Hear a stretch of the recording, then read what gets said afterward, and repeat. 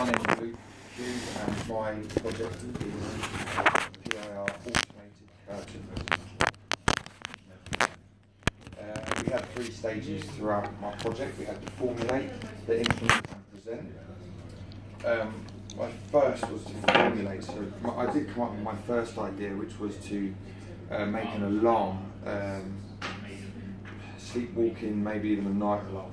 The principle was someone would step on a mat or break a sensor and the alarm would go off. However, with the support of my fellow colleagues and students, they were quite enthusiastic about making some PIR curtains, to which was my final decision. After much debate and planning, I decided to go with that.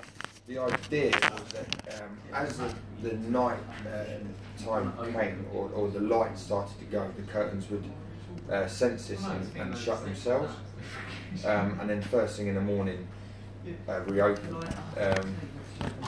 saving time. It's a bit of a lazy idea, but and it's quite a cool feature to have anyway for a modern house. Yeah. You can see a picture of my brain.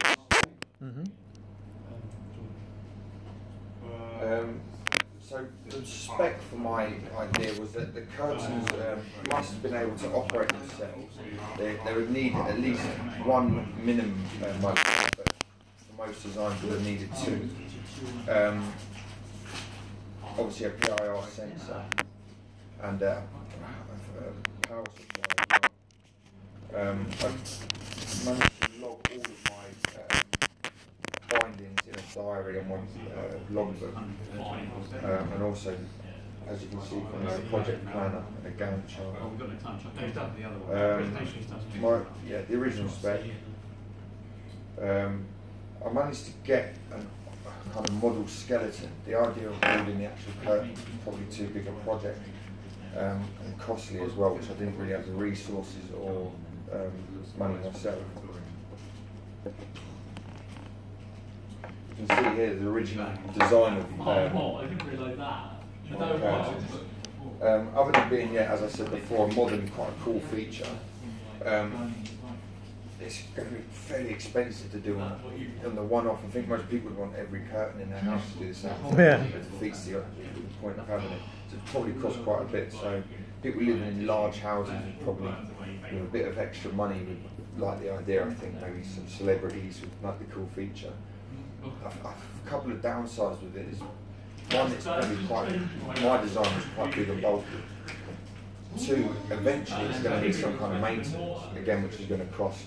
And I think you'd probably get quite annoyed if it didn't work. If it failed, then whatnot, after a while you'd start. Yeah. But essentially saving time. Stakeholders in this project would have been myself,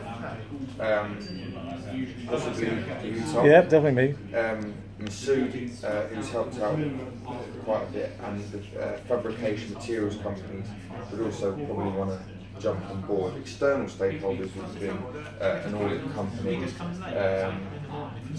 my manager actually performed that at work, and customers as well. Yeah.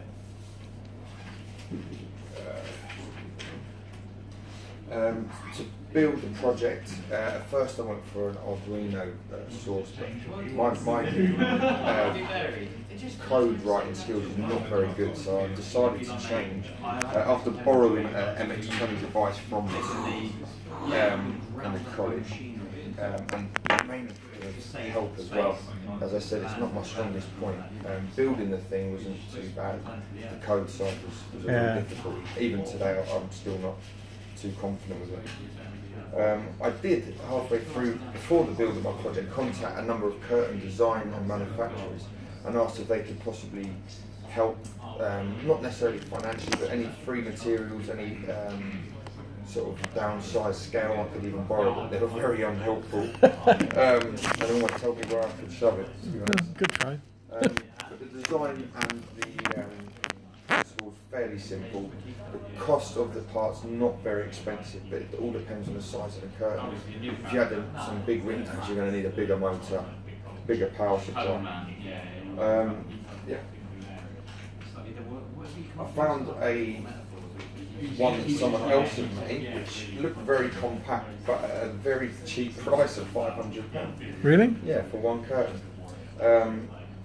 Wasn't, yeah, I can't imagine people wanting to, that was just for the rail and the motors. I did try different methods of setting it up. The problem with mine was it is quite big. If it would stand out like a sore thumb on your curtain, and it would be the most attractive thing to have in your living room anyway. Yeah. So my summary, what I concluded. I mean, overall, I'm very pleased with my project.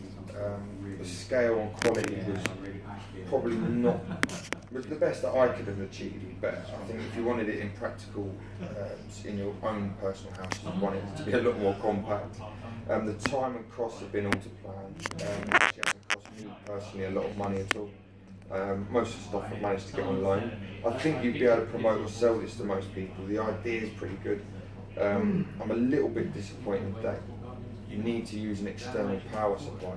If it was all battery operated, I appreciate the battery run flat eventually. It'd be more compact, but you'd have to run everything off of a main somewhere, which logistically would become an absolute nightmare if you were to do every window in the house. Yeah, bulky, doesn't look that good. The code side of it is very difficult, it's temperamental. Mine does work, whether it'll work on the day is another thing. I'd like to have seen how my project would have shaped up if I'd have gone with the Arduino instead of the MX20. But again, the code and the support I've had from Masood wouldn't have been there. Other changes I would have made: smaller motors, lower power voltage. Might have not needed the external power supply. Unfortunately, they're big and bulky. And of course, the occasional maintenance as well. Very good. Very good.